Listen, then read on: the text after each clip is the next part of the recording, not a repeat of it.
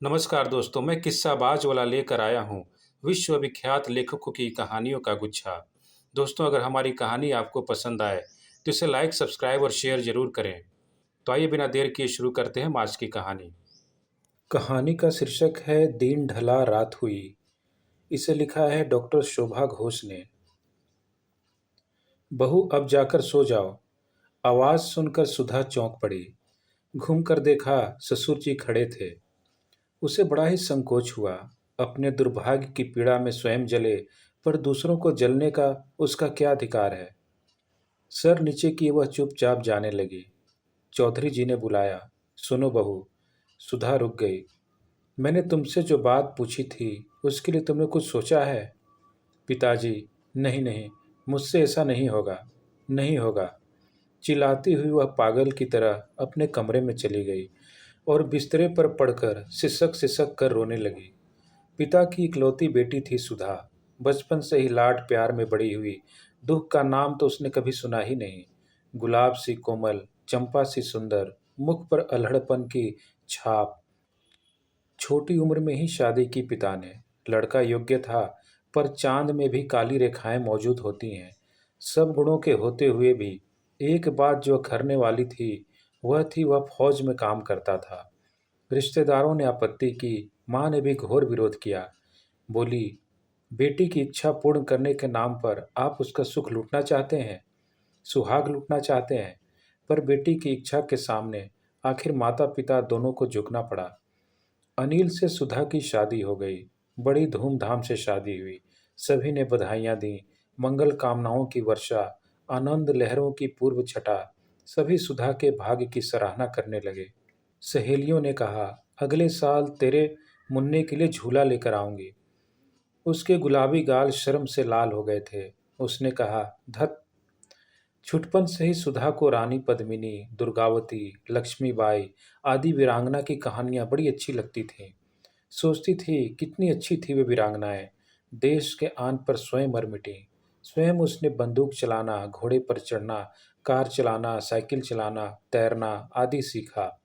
माता पिता की अत्यंत प्यारी होने के कारण उसकी हर इच्छा की पूर्ति तत्क्षण हो जाती थी। जब वह बहुत छोटी सी थी, तभी से कहती थी, बाबू, मेरी शादी ऐसे दूल्हे से करना जो साहेब लगता हो और जो हवाई जहाज में बैठकर मुझे आसमान में घुमाए और बंदूक चलाकर शेर भालुओं को मारे। और अगर हम लोगों के सामने कोई दुश्मन आ जाए तो उसे शिवाजी की तरह तलवार से मारकर, घोड़े पर चढ़कर मुझे लेकर घर आ जाए। पिता अपनी भोली भाली बेटी की प्यारी प्यारी बातें सुनकर हंसते थे, खुश होते थे। प्यार से उसका सर चूमकर कहते थे, मेरी बेटी अपना दूल्हा घोड़े पर चढ़कर खुद ही ढूंढ लेगी। हठपूर्वक वह कहती थी, नहीं बाबू, तुम ही ढूंढ लेना। अच्छा बेटा, अच्छा। कहते कहते हंसते हंसते लोट पोट हो जाते थे वह। आज वही बातें कांटों की तरह उनके दिल में चुभ रही हैं। एक तो पुत्री का दुख, और उस पर परिजनों की दिन रात भर्त्सना और तिरस्कारपूर्ण व्यंग बाणों की बौछार। आखिर सुधा की शादी हो गई। दुल्हन बनकर सुधा ससुराल गई। सास ने तो मानो चांद ही पा लिया हो। ससुर को उसका भोला भाला चेहरा जिगर से भी प्यारा हो गया था। सभी लोग चौधरी जी की भाग्य की सराहना करने लगे। लोग उन्हें बधाई देकर कहते थे, लक्ष्मी सी बहू पाई है आपने। ऐसी सुंदर दुल्हन तो चिराग लेकर ढूंढने पर भी नहीं मिलेगी। चौधरी जी अपनी पत्नी से कहते हुए फूले नहीं समाते थे। मधु चंद्रिका के लिए अनिल ने 1 महीने की छुट्टी ली थी। अनिल एयरफोर्स में सर्विस करता था। शादी के बाद वह भी कल्पना करता था, सुधा को नील गगन की सैर कराएगा, चंदा की चांदनी से अपनी चंद्रमुखी प्रिय की सौंदर्य छटा की होड़ लगाएगा, तारों की झिलमिलाहट में स्वप्नों का जाल बुनकर उसमें अपनी प्रिया को बिठाकर उसका सौंदर्य पान करेगा। और सुधा, उसने तो अनिल को पाकर अपने सुख स्वप्नों को प्रत्यक्ष ही मान लिया था।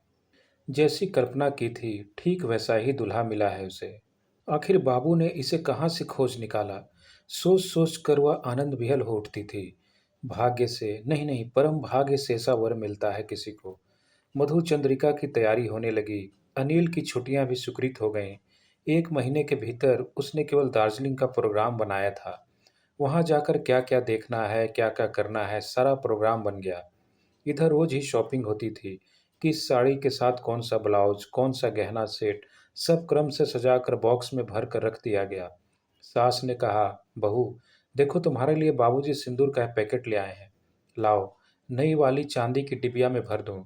अरे आज तुमने सिंदूर की बिंदी भी नहीं लगाई। एकदम भूल गई अम्मा, अभी लगा लेती हूँ। लाओ इसी में से लगा देती हूँ। बड़ी पागल बहू है मेरी। पहले तो घर में एक ही पागल था, न खाने की चिंता न सोने की। अब एक और पगली मुझे मिली। अब दोनों को कौन संभालेगा। चौखट पार करते ही ससुर जी ने कहा, क्यों, एक तुम एक मैं। दोनों हंस पड़े। देखो तो बिंदी लगाने के बाद मुंह कितना खिल गया। देखो बहू, बक्से के इस किनारे पर डिबिया रख रही हूँ। हाँ सुनो एक बात, ये 500 रुपये चुपके सुनील को बिना बताए बक्से के नीचे रख लेना। वह बड़ा पागल है। अगर अपने सारे रुपए खर्च कर डाले तो ये रुपए निकालना। और सुनो, अगर किसी तरह सारे रुपए खो जाएं, बक्सा ही गायब हो जाए तो रत्ती भर घबराना मत। तुरंत ही टेलीग्राम कर देना। टीएमओ से रुपए भेज देंगे। अपने पर्स में हर वक्त कुछ रुपए रख छोड़ना। देखो ना, अभी तक नहीं लौटा। खा पी कर जरा आराम भी नहीं कर पाएगा, तुरंत जाने के लिए चिल्लाएगा। इतने में हॉर्न की आवाज़ सुनकर चौधरी जी उधर ही चले गए। पूछा, कुछ बाकी तो नहीं है। जी नहीं। अनिल पिता के साथ खाना खाने बैठा। पूछा, अम्मा, सच सच बताओ, आज खाना किसने बनाया है। क्यों, हमारी बहू ने।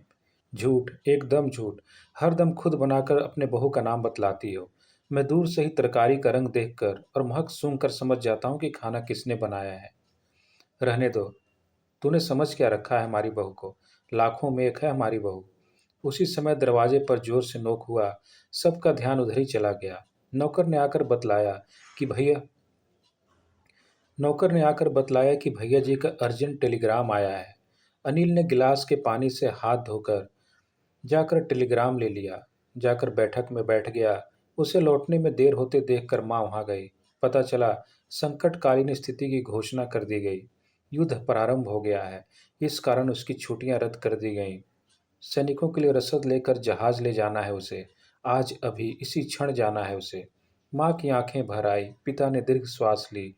और सुधा, माता पिता से आज्ञा लेकर अनिल सुधा के पास गया। सुधा का करुण मुख देखकर क्षण भर विचलित हुआ। फिर तुरंत ही अपने को संभाल कर बोला, सुधा, अधीर न हो। देश की स्वतंत्रता और अखंडता की रक्षा के लिए जा रहा हूँ। यह तुम्हारे लिए गौरव की बात है। तुम्हारा स्नेह, सहारा, शुभकामनाएं हमारे साथ रहेंगी। इसके आगे वह कुछ भी नहीं कह सका। जल्दी से निकल कर चला गया। सुधा पत्थर की तरह बरामदे में खड़ी होकर अनिल को देखने लगी। जल्दी ही वह उसकी आंखों से ओझल हो गया। सुधा की मूक निगाहें अश्रुधारा बहती हुई पलकें बिछाकर आशा का आंचल पकड़कर पति के मिलन की प्रतीक्षा करने लगे। जितनी ही दिन बीतते गए, सुधा अधीर होती गई। आशा की हल्की सी रश्मिहीन किरणों की आड़ में वह फिर से मधु चंद्रिका की मधुमयी आशाओं का झाल बुनने लगी। आखिर एक दिन तो वह लौट आएगा। कितना अच्छा दिन होगा वह। अनिल उसे गले से लगाकर प्यार से कहेगा, सुधा, हम लोग मधु चंद्रिका के लिए चलेंगे। विधि की कैसी विडंबना थी। आशा की ये धूमिल किरणें भी उससे छीन ली गईं। उसका जीवन अंधकारपूर्ण हो गया। समाचार मिला, अनिल जिस जहाज को लेकर गया था, शत्रुओं ने उसे एकदम नष्ट कर दिया है। उसमें से कोई नहीं बच सका। मासूम चेहरा, श्वेत कुंद की पपड़ियों में लिप्त शरीर, आभूषण विहीन अंग प्रत्यंग, सास ससुर से देखा नहीं जाता। सास उसकी आंख बचाकर बिलख बिलख कर रोती। ससुर दीर्घ श्वास लेते, करुण आहें भरते। आखिर बहुत हिम्मत कर पत्नी से राय लेकर अपनी इच्छा प्रकट की। बोले, बहू, तुम्हारी खुद की शांति के लिए, हमारी शांति के लिए, अनिल की शांति के लिए मैं तुम्हारा हाथ किसी दूसरे के हाथ पर रखना चाहता हूँ। सुधा ने सुनकर कान बंद कर लिए। नहीं, नहीं, मुझसे ऐसा नहीं होगा, नहीं होगा। चिल्लाती हुई वह पागल की तरह अपने कमरे में चली गई और बिस्तरे पर पड़कर बिलख बिलख कर रोने लगी। कुछ दिनों बाद सास ने फिर समझाया, पर सुधा नहीं मानी। चौधरी जी किस भयंकर मानसिक अशांति के कारण शय्याशायी हो गए। हालत खराब होती गई। सुधा सब समझती, पर दूसरी शादी किसी और से सोचकर सुधा सिहर उठती। पर ससुर की बहुत बुरी हालत देखकर वह अनिच्छा से ही राजी हो गई। बोली, पिताजी, आप ठीक हो जाइए, फिर आप जैसा चाहेंगे वैसा ही होगा। क्या कहा बहू तुमने? तुमने मेरी बात मान ली? खुशी से उनकी आंखें चमक उठीं। बेटी, अब मैं अच्छा हो जाऊंगा, जरूर अच्छा हो जाऊंगा। शादी की तैयारी हो रही है। आज ही उसकी शादी है। सब लोग काम में व्यस्त हैं। सुधा सवेरे से आज जो खिड़की पकड़कर खड़ी है वहां से हिली नहीं। सहेलियों ने उसे सजाया, फिर से सारे गहने पहनाए, हाथों में मेहंदी लगाई। वह जाकर फिर उस खिड़की के पास खड़ी हो गई। एक सहेली ने कहा, सुधा इधर तो आ, जुड़े में फूल गूंथना है। दूसरी ने कहा, अरे भाई, उसे परेशान क्यों करती हो, वो अपने दूल्हे को देखने के लिए खड़ी है। दूल्हा, दूल्हा कहाँ है दूल्हा? वह चिल्लाती हुई दौड़कर आगे बढ़ी, दीवार से धक्का खाकर गिर गई। सर में गहरी चोट लगी, खून की धारा बहने लगी। वह चेतना खो बैठी। दिन ढला, रात हुई। इसी समय, इसी संधि बेला में रवि की धूमिल लोहित रंगारंगी किरणों की रोशनी को अपना पथ प्रदर्शक बनाकर अनिल चला गया था। आज उसकी सुंदर सी दुल्हन अपना पूर्ण श्रृंगार कर, हाथों में मेहंदी रचाकर, अपनी अंतिम इच्छा पूर्ण करने पति के पास मधु चंद्रिका के लिए जा रही है। मस्तक से निकलने मस्तक से निकलने वाली खून की धारा उसके सुहाग को बधाई दे रही है। धन्यवाद।